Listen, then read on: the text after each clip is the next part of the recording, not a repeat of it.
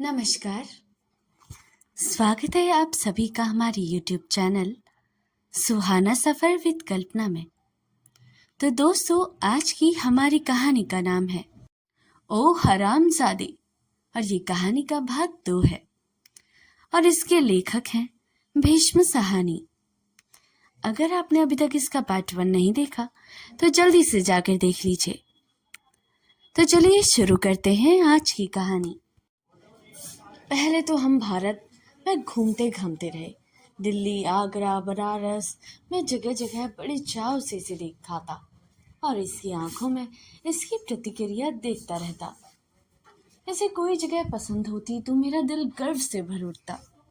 फिर हम जालंधर गए। कहते ही वह आदमी फिर से अनमना सा होकर नीचे की ओर देखने लगा और चुपचाप सा हो गया। मुझे जगह जैसे वह मन ही मन दूर अतीत में खो गया है और खोता ही चला जा रहा है। पर सहसा उसने कंधे झटक दिए और फर्श की ओर आंखें लगाए ही बोला। जालंधर में पहुंचते ही मुझे घोर निराशा हुई।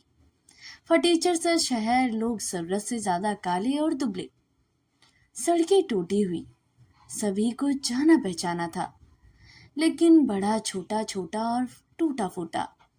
क्या यही मेरा शहर है जिसे मैं हेलन को दिखाने लाया हूँ? हमारा पुश्तैनी घर जो बचपन में मुझे इतना बड़ा और शानदार लगा करता था, पुराना और सिकड़ा हुआ। माँ बाप बरसों पहले ही मर चुके थे। भाई प्यार से मिला, लेकिन उसे लगा जैसे मैं जायदाद बांटने आया हूँ और वह पहले दिन ही खिंचा खिंचा रहने लगा।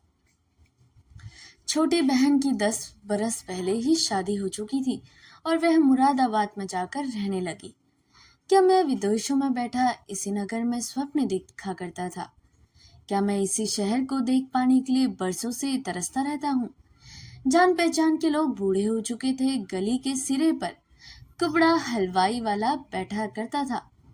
अब वह पहले से भी ज्यादा पिचका हुआ था और दुकान में चौकी पर बैठने के बजाय दुकान के बाहर खाट पर उकड़ू बैठा था। गालियां बसोदी सोई हुई। मैं हेलन को क्या दिखाने लाया हूँ? 2-3 दिन इसी तरह बीत गए। कभी मैं शहर से बाहर खेतों में चला जाता तो कभी गली बाजार में घूमता, पर दिल में कोई स्फूर्ति न रहती, कोई उत्साह नहीं था। मुझे लगा जैसे मैं फिर किसी पराये नगर में पहुंच गया हूँ।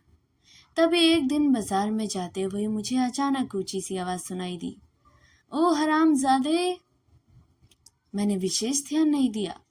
यह हमारे शहर की परंपरागत गाली थी जो 24 घंटे हर शहरी की जुबान पर रहती थी। केवल इतना भर विचार मन में उठा कि शहर तो बूढ़ा हो गया है, लेकिन उसकी तहजीब ज्यों की त्यों कायम है। ओ हरामजादे, अपने बाप की तरफ देखता भी नहीं। मुझे लगा जैसे कोई आदमी मुझे ही संबोधन कर रहा है। मैंने घूम कर देखा। सड़क के उस पार साइकिलों की एक दुकान के चबूतरे पर खड़ा एक आदमी मुझे ही बुला रहा था। मैंने ध्यान से देखा। काली काली फनियर मूंछों, सपाट गंजे सिर और आंखों पर लगे मोटे चश्मे के बीच में एक आकृति सी उभरने लगी। फिर मैंने झट से उसे पहचान लिया और तिलक राज था, मेरे पुराने सहपाठी। हरामजादे, अब अपने बाप को पहचानता भी नहीं है। दूसरे क्षण हम दोनों एक दूसरे की बाहों में थे। ओ हरामजादे, बाहर ही गया, साहब बन गया तू। तेरी साहिबी विच में। और उसने मुझे जमीन पर से उठा ही लिया। मुझे डर था कि वह सचमुच ही जमीन पर मुझे पटक ना दे। दूसरे क्षण हम एक दूसरे को गालियां निकाल रहे थे। मुझे लड़कपन का मेरा दोस्त मिल गया था। तभी साहस, मुझे लगा कि जैसे जालंधर मिल गया, मुझे मेरा वतन मिल गया है। अभी तक मैं अपने शहर में अजनबी सा घूम रहा था। तिलक राज से मिलने की देर थी कि मेरा सारा परायापन जाता रहा। मुझे लगा जैसे ही मैं यहीं का रहने वाला हूँ। मैं सड़क पर चलते किसी भी आदमी से बात कर सकता हूँ, झगड़ सकता हूँ। हर इंसान कहीं का बनकर रहना चाहता है। अभी तक मैं अपने शहर में लौट कर भी परदेसी था। मुझे किसी ने पहचाना नहीं था, अपनाया नहीं था। यह गाली मेरे लिए एक तंतु थी, सोने की वह कड़ी, जिससे मुझे मेरे वतन से या मेरे लोगों से, मेरे बचपन और मेरे लड़कपन से और फिर जोड़ दिया है। तलच लाज की और मेरी हरकतों में बचपना था, बेवकूफ़ी थी, पर उस वक्त वही सत्य था और उसकी सत्यता से आज भी मैं इसे इनकार नहीं कर सकता। दिल दुनिया के सच बड़े भोंडे पर बड़े गहरे और सच्चे होते हैं। चल कहीं बैठकर चाय पीते हैं, तिलकराज ने फिर गाली देकर कहा। वह पंजाबी दोस्त क्या जो गाली देकर फड़क कर तोल कर बगल गिर ना हो जाए। हम दोनों एक दूसरे की कमर में हाथ डाले खरामा खरामा माई हीरा के दरवाजे की ओर जाने लगे। मेरी चाल में पुराना अल्साव आ गया। मैं जालंधर की गलियों में यूं ही घूमने लगा जैसे जागीरदार अपनी जागीर में घूमता है। मैं पुलक पुलक कर रहा था। किसी किसी वक्त मन में से आवाज उठती, तुम यहाँ के नहीं हो, पराए हो, परदेसी हो। पर मैं अपने पैर और भी जोर से पटक कर चलने लगता। चच्चा हलवाई अभी भी वहीं पर बैठता है। और क्या तू हमें धोखा दे गया? और लोगों ने तो धोखा ही नहीं दिया। इसी अल्हड़पन में एक दूसरे की कमर में हाथ डाले हम किसी जमाने की इन्हीं सड़कों पर घूमा करते थे। तिलकराज के साथ मैं लड़कपन में पहुंच गया। उन दिनों का अलबेलापन महसूस करने लगा। हम एक मैले कुचले ढाबे में जा बैठे। वहीं मक्खियों और मैल से अटा गंदा मेज, पर मुझे परवाह नहीं थी। यह मेरे जालंधर के ढाबे का मेज था। उस वक्त मेरा दिल करता कि हेलन मुझे इस स्थिति में आकर देखे, तब वह मुझे जान लेगी कि मैं कौन हूँ, कहाँ का रहने वाला हूँ, कि दुनिया में एक कोना ऐसा भी है जिसे मैं अपना कह सकता हूँ। यह गंदा ढाबा, यह धुंधाधारी फटीचर खो ढाबे से निकलकर हम देर तक सड़कों पर मटर गश्ती करते, यहाँ तक कि थक कर चूर हो गए। वह उसी तरह मुझे अपने घर के सामने तक ले गया जैसे लड़कपन में मैं उसके साथ चला हुआ था। उसे उसके घर तक छोड़ने जाता था, फिर वह मुझे मेरे घर तक छोड़ने आता था। तभी उसने कहा, कल रात का खाना तो मेरे घर पर ही खाओगे। अगर इनकार किया तो साले यहीं तुझे गले से पकड़कर नाली में कुसेड़ दूंगा। आऊंगा, मैंने झट से कहा। अपनी मेम को भी लाना, 8 बजे मैं तेरी राह देखूंगा। अगर नहीं आया तो साले हराम दे। और पुराने दिनों की ही तरह उसे पहले हाथ में लाया और फिर घुटना उठाकर मेरी जांघ पर दे मारा। यही मेरा विदा होने का ढंग हुआ करता था, जो पहले ऐसा ही कर जाया करते थे। मैंने भी उसे गले से पकड़ लिया और नीचे गिराने का अभिनय करने लगा। यह स्वांग था। मेरी जालंधर की सारी यात्रा ही छलावा थी। कोई भावना मुझे हाके चली जा रही थी और मैं इस छलावे में ही खोया रहना चाहता था। दूसरे रोज 8 बजते ना बजते हेलन और मैं उसके घर पहुंचे। बच्ची को हमने पहले ही खिलाकर सुला दिया था। हेलन ने अपनी सबसे बढ़िया पोशाक पहनी, काले रंग का फ्रॉक जिस पर सुनहरी कसीदाकारी हो रही थी। कंधों पर नारंगी रंग का स्टॉल डाला और एक बार बार कही जाती, तुम्हारा पुराना दोस्त है। मुझे बन सवर कर ही जाना चाहिए ना। मैं हाँ कर कह देता, पर उसने एक एक प्रसाधन पर वह और भी ज्यादा दूर होती जा रही थी। ना तो काला फ्रॉक और बनाव सिंगार, ना स्टॉल और ना इत्र फुल्लेल ही जालंधर में सही बैठे थे। सच पूछो तो मैं चाहता भी नहीं था कि हेलन मेरे साथ जाए। मैं एक आध बार उसे टालने की कोशिश भी की, जिस पर वह बिगड़ कर बोली, वाह जी, तुम्हारा दोस्त हो और मैं उससे ना मिलूं, फिर भी तुम मुझे यहाँ लाए ही क्यों हो? हम लोग तो ठीक 8 बजे उसके घर पहुंच गए, लेकिन उल्लू के पट्टे ने मेरे साथ धोखा किया। मैं समझे बैठा था कि मैं और मेरी पत्नी ही उसके परिवार के साथ खाना खाएंगे, पर जब हम उसके वहाँ पहुंचे तो उसने सारा जलंधर इकट्ठा कर रखा था। सारा घर मेहमानों से भरा पड़ा था। तरह तरह के लोग बुलाए गए थे। मुझे झेप हुई। उसने अपनी ओर से वह मेरा शानदार स्वागत करना चाहता था, वह भी पंजाबी स्वभाव के अनुरूप ही।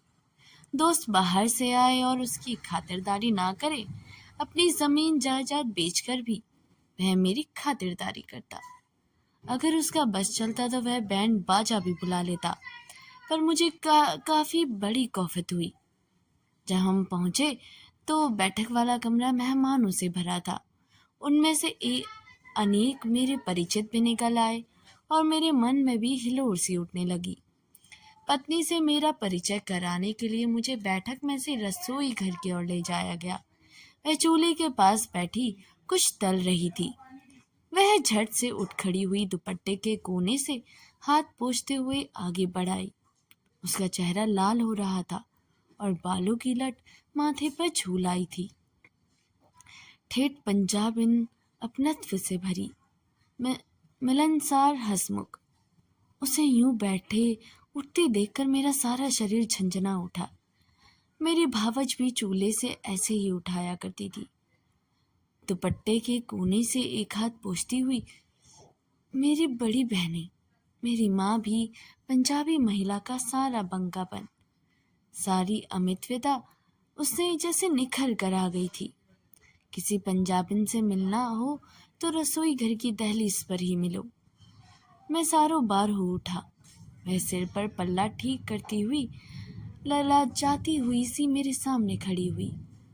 भाभी, यह तेरा घरवाला तो पल्ले दर्जे का बेवकूफ है, तुम इसकी बातों में क्यों आ गई? इतना आडंबर करने की कोई जरूरत नहीं है। हम लोग तो तुमसे मिलने आए हैं। फिर मैंने तिलक राज की ओर मुखातिब होकर देखा। उल्लू के पट्टे, तुझे मेहमान नवाजी करने को किसने कहा था? हरामी, क्या मैं तेरा मेहमान हूँ? मैं तुझे निपट लूंगा। उसकी पत्नी कभी मेरी ओर देखती तो कभी अपने पति की ओर। फिर धीरे से बोली, आप आए और हम खाना भी ना करे? आपके पहले से तो हमारा घर पवित्र हुआ है। वही वाक्य जो शताब्दियों से हमारी गृहणियां मेहमानों से कहती आ रही थी। फिर वह हमें छोड़कर सीधा मेरी पत्नी से मिलने चली गई और जाते ही उसका हाथ पकड़ लिया और बड़ी आत्मीयता से उसे खींचती हुई एक कुर्सी की ओर ले गई। वह यूं व्यवहार कर रही थी कि जैसे उसका भाग्य जागा हो। हेलन को कुर्सी पर बैठाने के बाद वह स्वयं नीचे फर्श पर बैठ गई। वह टूटी फूटी अंग्रेजी बोल लेती और बेधड़क बोली जा रही थी। हर बार उनकी आंखें मिलती तो वह हंस देती। उसके लिए हेलन अपने विचार पहुंचाना कठिन था, लेकिन अपनी आत्मीयता से और स्नेह भाव तक उसे पहुंचाने में मुझे कठिनाई नहीं हुई। उस शाम तिलकराज की पत्नी हेलन के आगे पीछे घूमती रही।